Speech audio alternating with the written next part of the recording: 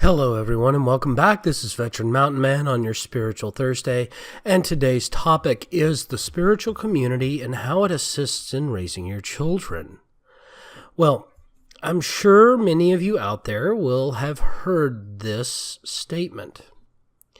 It takes a village to raise a child. Now, I know what you're going to say. Well, yes, but that's an old saying, and they were talking about village family units and blah, blah, blah, blah, blah, blah, blah, blah. Well, that to some extent is true. But what they were really getting at as well is that your child learns by example. And one way that you can provide good, consistent examples of a moral belief system is to take your child to interact with your spiritual community. If you're Christian, that means attending of church functions, attending of Sunday school, etc. If you are Jewish, that is going to synagogue. If you're Muslim, that's going to temple and praying and participating in Muslim activities.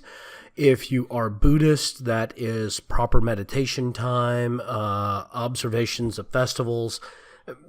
If you're Hindi, it means attending temple and attending festivals. If you're pagan, it means interacting with a coven, getting out to events, doing communal gatherings, and allowing your children to see you interacting with these adults and allow them to learn that morality is both an individual thing and a group thing.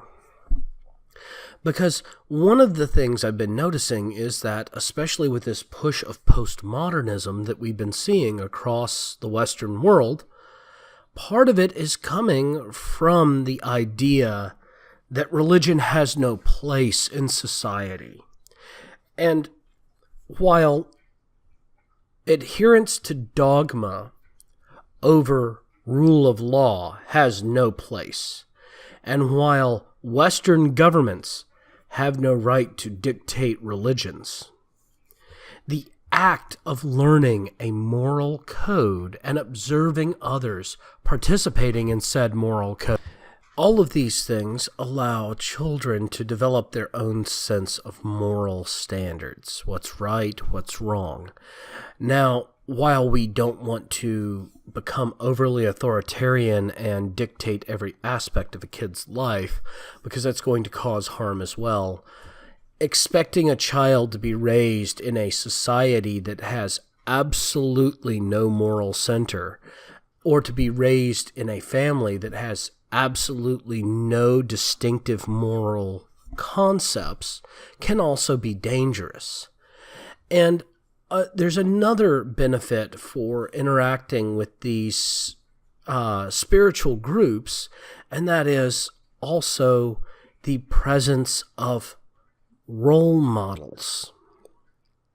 That's right, especially for single parents, but even for parents that are working together. Having other role models that hold similar moral belief structures interacting around your child will cause your child to understand the ideas more in depth and will allow them to then analyze these ideas and these behaviors and these individuals and see what the concepts are about, and perhaps even prepare them more for societal interactions and social interactions as well.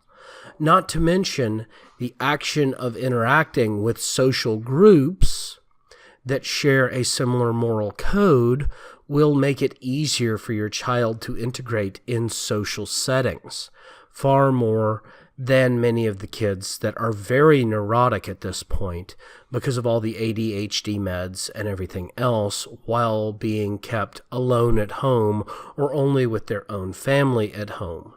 These kind of things can actually stunt development. So, I urge you all as parents to interact with groups, allow your kids to see role models, and I mean, even if you're interacting with extended family, the action of interacting with extended family, with aunts and uncles and cousins and third and fourth cousins, and doing that regularly will give the child more role models and more value structures to work with than just the mom and dad. It will create a more well-balanced, better adjusted individual, because they will see different examples and how those examples interact. And if you don't have a good family, then find a good spiritual community to help you.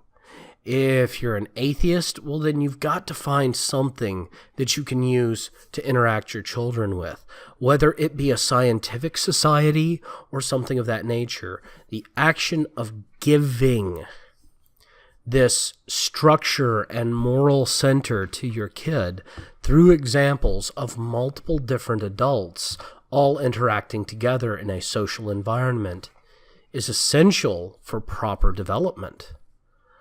And neglecting this concept is part of what's causing our problems. It's part of why we have so many kids on medication. Well, I want to thank you all again for joining me. Once again, if you like what I'm doing here, please like and subscribe. If you're on VidMe, please upvote and follow.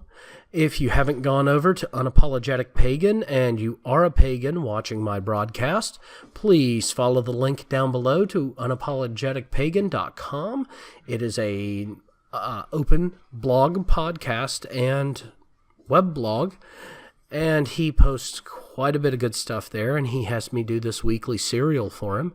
So you know he can't be all that bad. Thank you all again, and I hope you have a pleasant day.